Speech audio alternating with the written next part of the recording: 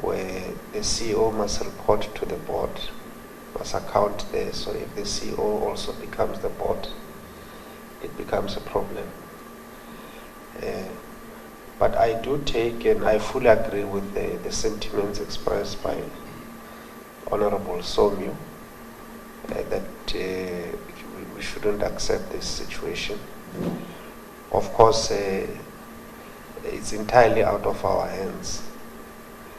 It's entirely out of our hands. Maybe just to say to Honorable Khadebe, the entire process of the appointment of the board is handled by Parliament, including the advertisement, everything. So what we only do, we notify the Speaker that the term is coming to an end. And from there, it's Parliament that handles the process, does the advert, does the interview, recommend appointment of the 12 members.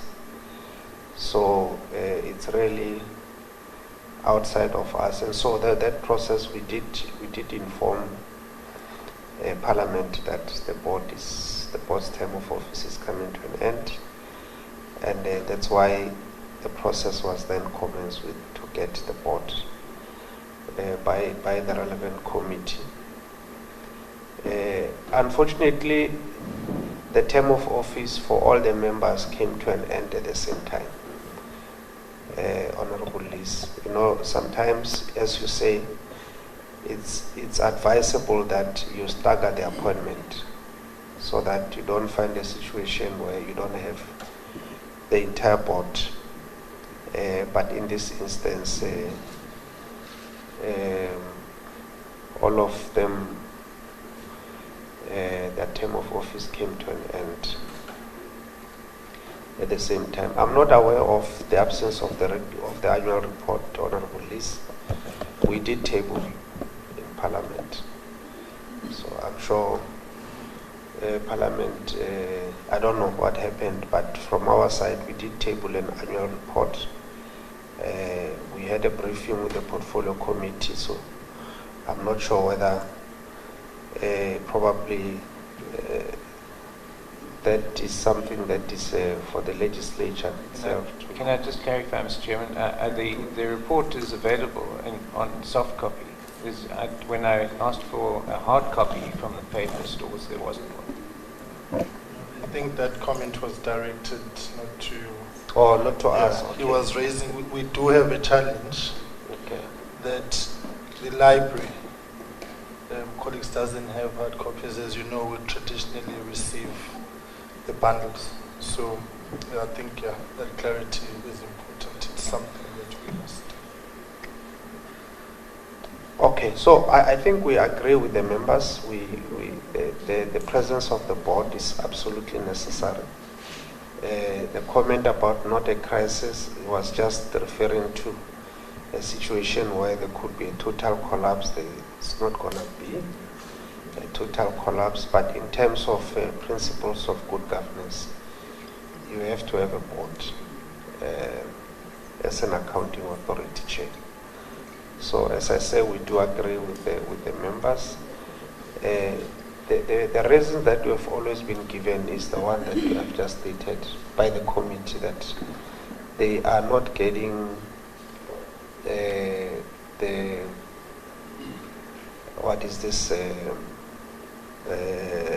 vetting of all the members. And it's a requirement that they must be vetted before being appointed. So that was the delay, Chair. But we do accept the points raised by the committee about the need to have a board. Okay. Yeah, because now this vetting, it needs closer inspection, because we've had a situation of a chair there. Was she the chair? And there was a qualifications issue. Whether it was the chair or she was a board member, I can't remember. So that's why it's important. I think that's why we're harping on it, because there's precedence at the SABC of somebody who got appointed only to find later which there was a challenge around their qualifications. The second point is, that I highlight that the DM makes, the CEO has not been designated as the accounting authority as things stand now. So there's no board, and the interim measures provided for in law have not been exercised. So I would have imagined that at the expiration of the board's term, that arrangement should have kicked in. And whilst it's not desirable, but it's not without precedence that you've got a CEO who is a chairman and a CEO. At ESCOM it's happened. And who was here last time? SAA. We've got a similar situation. We don't like it, like the DM is saying. It's not desirable for checks and balances, but it happens. But here it hasn't. So I just thought I should just underline that point. Honorable Hadebe. No, thanks. I wanted to say, for record purposes, we need to get an understanding when was vetting requested, so that we check whether or not the time that has taken for it to be completed is justifiable or not. Do you have an idea when was the information requested from the State Security Agency, so that when we make follow-up, we don't just generalize that we have delayed vetting? We want to say, on this date, a request was made. It has taken so long for you to finalize. You are correct, Chair.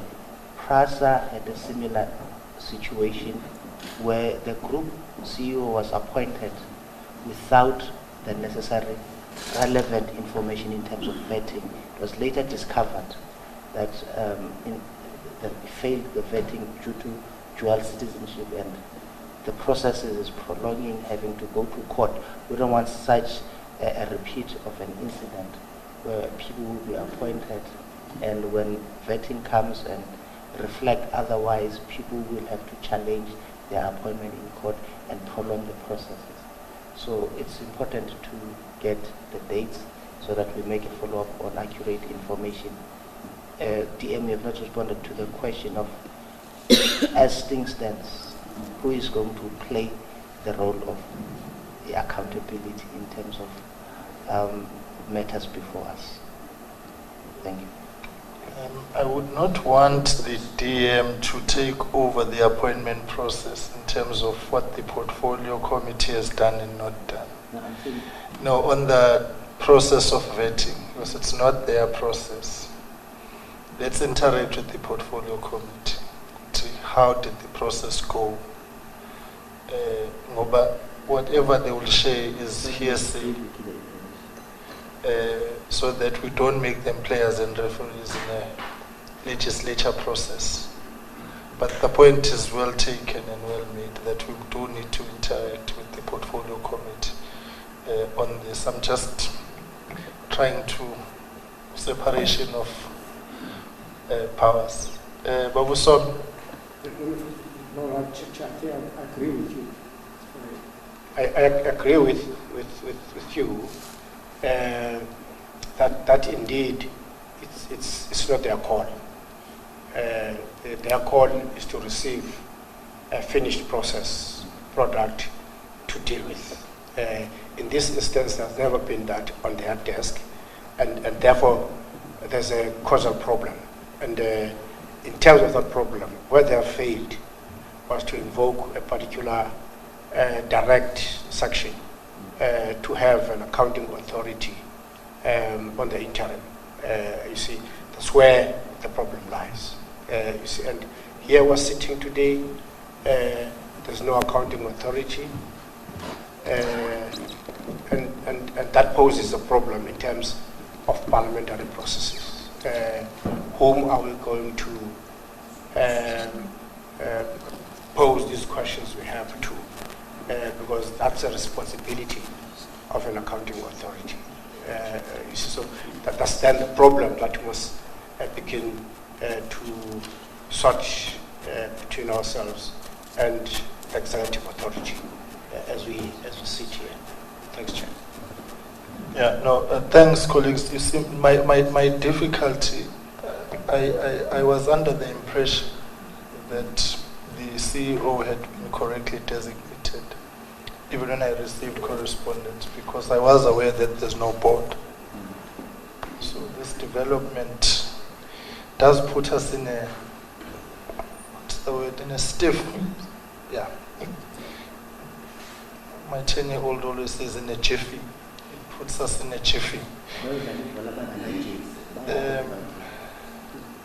I'm not sure how we proceed, colleagues, because we must not be found wanting in terms of our own process as Parliament. Because as things stand now, there's no... Let's get the response. Yeah. DM? Well, Chair, we do note, I do note what the concern is, that we should have designated the CEO as the accounting authority, which process has not been done, has not been concluded with the Minister of Finance. Because as I say, we would, actually maybe let me just say, initially we were worried that this situation will obtain. So in that instance, there is a provision to appoint an interim board. So that provision can easily be invoked at any time. The President can do that. But we were assured by the committee that it's not going to be necessary, because by the time this board's term come to an end, we will have finalized the process as Parliament. So we took it from there that there is no need to appoint an interim board. So there's been all these delays. And of course the Minister has not been very keen to activate that process of assigning the CEO as an accounting authority, because we were under the impression that the process would be finalized as we were promised. But we, maybe let me make that commitment that we will make sure that that process is finalized, of assigning the CEO the responsibility to be the accounting authority. But I also want to say to yourself, Chair, and the committee, that we have got the executive here that has been in charge of the operations of the SABC throughout the period, and I think that they are better placed to answer the questions that the committee could be having, even in the absence of the board. We are also here to also account on our part. So I don't think, Chair, well, it's of course it's a decision of the committee, but I would have preferred that we proceed with the meeting if it's possible, to deal with the issues that you requested that should be dealt with. The acting CEO is here together with the executive. They will be able to account. But of course, the decision is for yourself. On our side, I think we will just immediately activate the process of assigning the CEO as the accounting authority. Okay. We'll sum up the last one, and then we will... Can I probably ask the indulgence of the committee?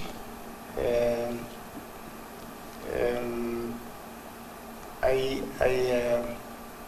sympathize with your stance, because partly you are in this situation not because of your own making,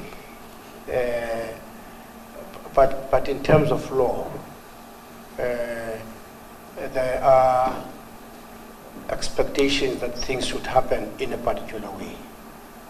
And even in this institution, on our own interaction, we must interact in a particular way.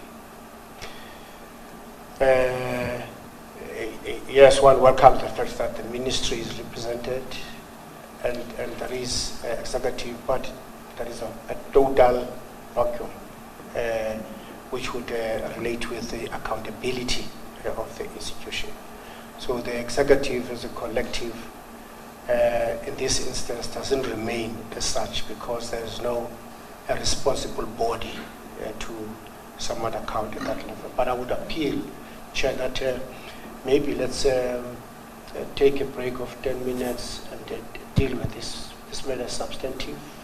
It really needs a thorough engagement by the committee, and to do so, I think, must just have time to do so that we don't get into so they should give us time to reflect. 10 minutes, 10 minutes around that matter. Second, it's a peculiar situation because we are entitled to hold management accountable, but we do that through the board. So without the board, then, because some of the issues are the failures of management. In fact, let me say the bulk of the issues in terms of the audit outcome is as a result of the failure of the management. I'm not sure whether it's the management before us, but we then have to ask those that are responsible to hold the management accountable why you have not acted on them. So they cannot act on themselves. Hence I'm saying we're in a peculiar situation. I cannot ask why were you not disciplined, because they cannot discipline themselves. So I fully concur with the break. It will give us a sense of how should we move forward. But I would find it very uncomfortable to ask an individual, why have you not appeared before DC? And that person has to say, you will find an easy way out, because they are on autopilot as things stand. Thank you, Chair. Just a quick comment, Mr. Chairman, in terms of I'm happy to take the break, but my experience, as short as it is in Parliament, and particularly in the Finance Committee, very often, not very often, on occasion, and more than one occasion, a similar situation is pertained, and the committee has said, go away, come back when the accounting officer is ready to come. So that would normally have been my response, but let's have a meeting. See, like I'm saying, colleagues, we need to be consistent with our due process. But maybe before I accede to the committee discussion, maybe let's just get a sense of who's here from the SABC. I know the CFO who's currently acting is here, but the rest of the COO is also here. Let's get the COO is here as well. Let's get a sense of who's before us. Good morning. Because the list only had 3 names that I received. So, yeah. Good morning, Chairperson and Honourable Committee members. I'm Yolanda van Biljon. My primary position is CFO. Today I'm also acting CEO. I'm assisted here by the COO, Ian Pleitis, my head of supply chain, albeit about 3 months in the position, Kumzili Njoko, and behind me is Senzo Mtembu. He's the head SCM governance. How long has he been there? 2 and a bit years. Yeah. 2? 2 and a bit years. 2 and a bit years. He uses the term reservedly. All right. Head of SCM has been there 3 months, right? So they were not there for the financial year. Appears in the regular expenditure Yeah, quite a lot. quite a lot. Yeah, but no, I'm saying she's been there 3 months. Yes, Mr. Clark. Oh, I see. Right. Okay. We're going to take a 10-minute reflection, and then we'll come back with a decision on this matter. So, dear, may we beg your indulgence? And I think we will step out as opposed to it was in Manbaning. Yeah, so.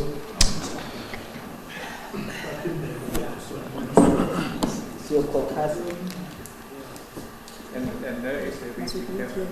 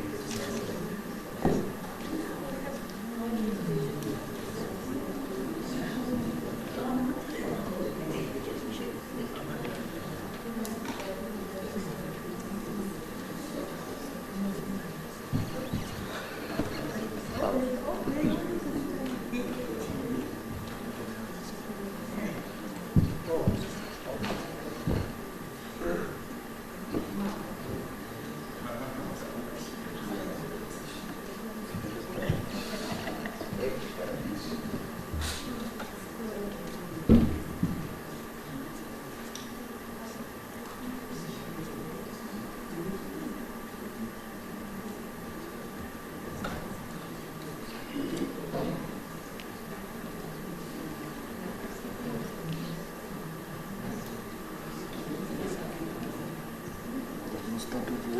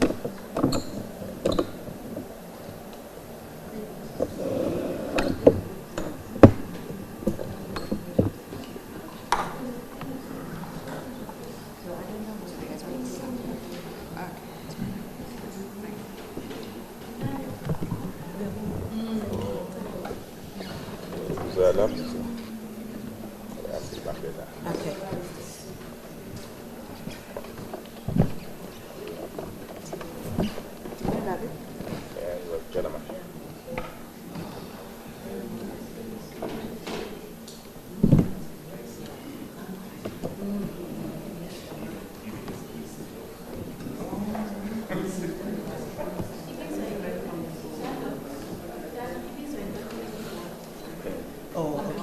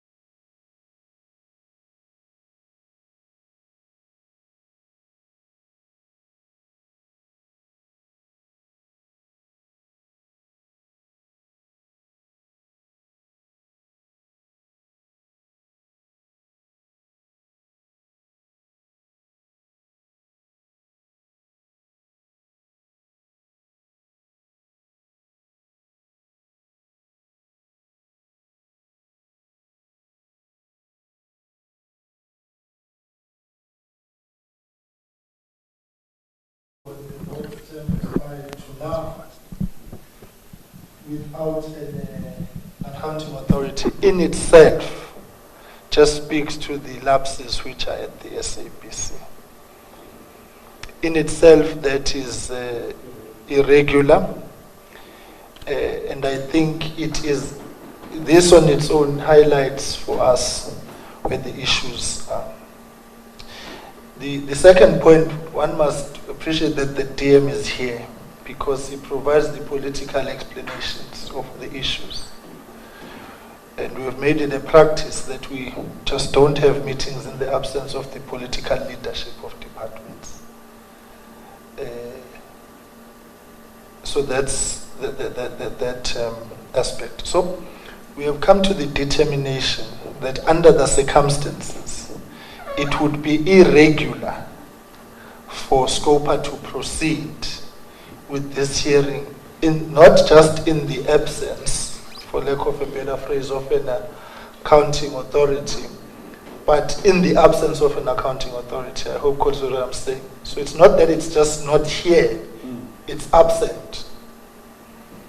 It's not there. So we have come to the decision at DM that we will we are calling the meeting off. We will await the processes of regularizing the SABC leadership in whatever format, whether it's the board being appointed, an interim board, or the designation of the CEO as the accounting authority. So those three streams are available, and because even in itself it would have just been difficult, it will be difficult for us to pretend as though this vacuum is not there, because we would be condoning the vacuum and setting into motion a very dangerous precedent, which we want to definitely avoid. We must entrench the prescripts of good governance in their material aspects. The other issues we will look at with the portfolio committee, where we require to do so. And I want to really reiterate, SSA needs to come to the party.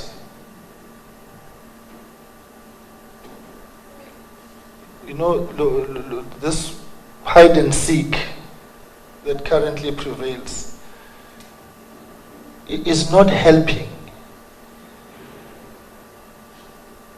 And we certainly, as a committee, are finding ourselves hardened towards the SSA. Any room for negotiation or discussion, it sort of just falls off the table when at every point it is emerging that they are causing lapses within the good governance framework of the country.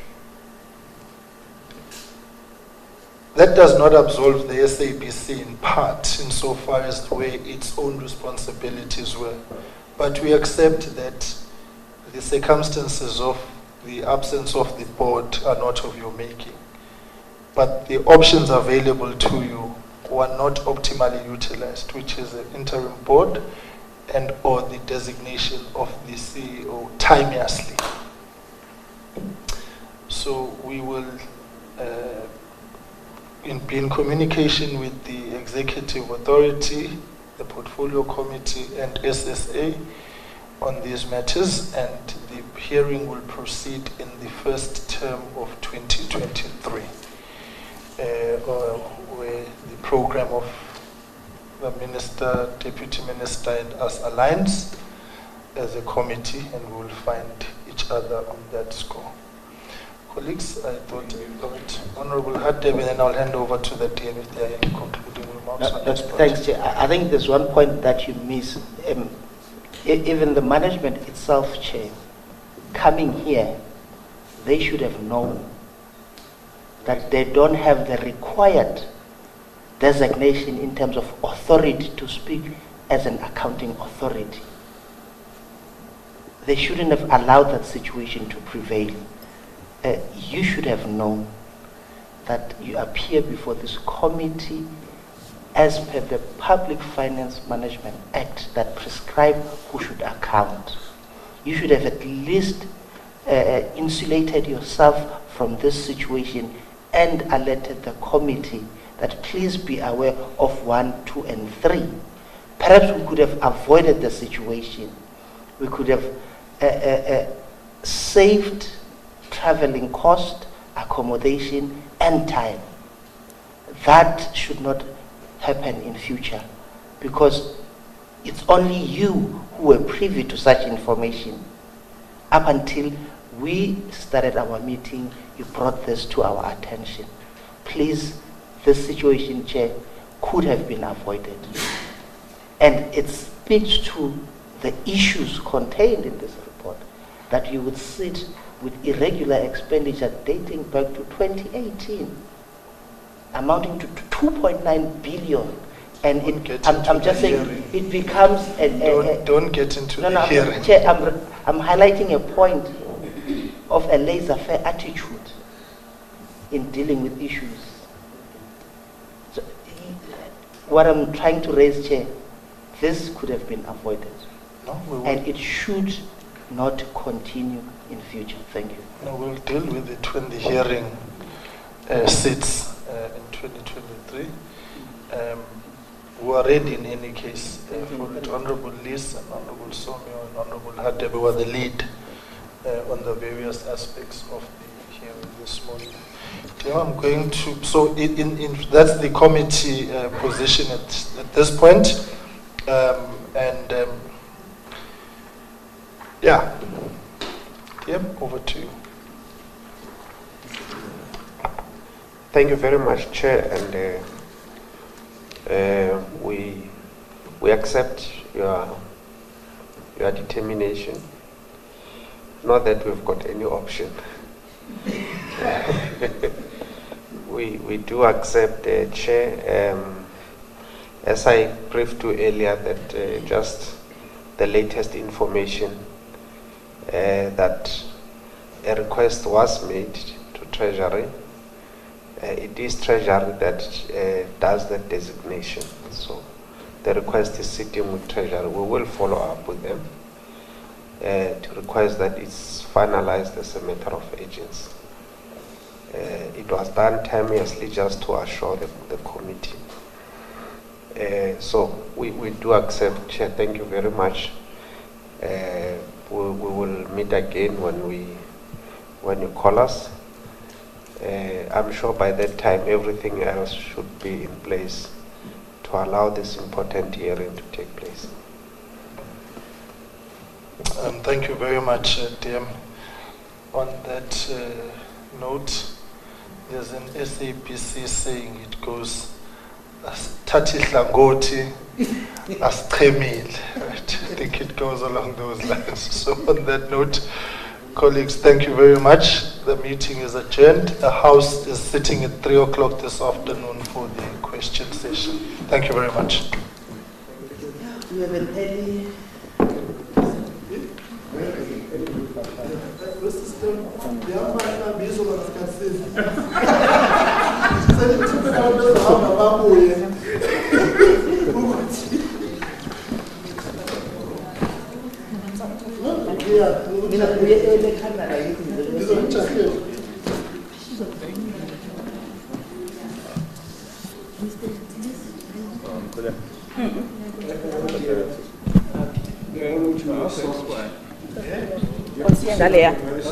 Okay, thank you. Yeah. But it's just a wasteful expenditure. Discipline him.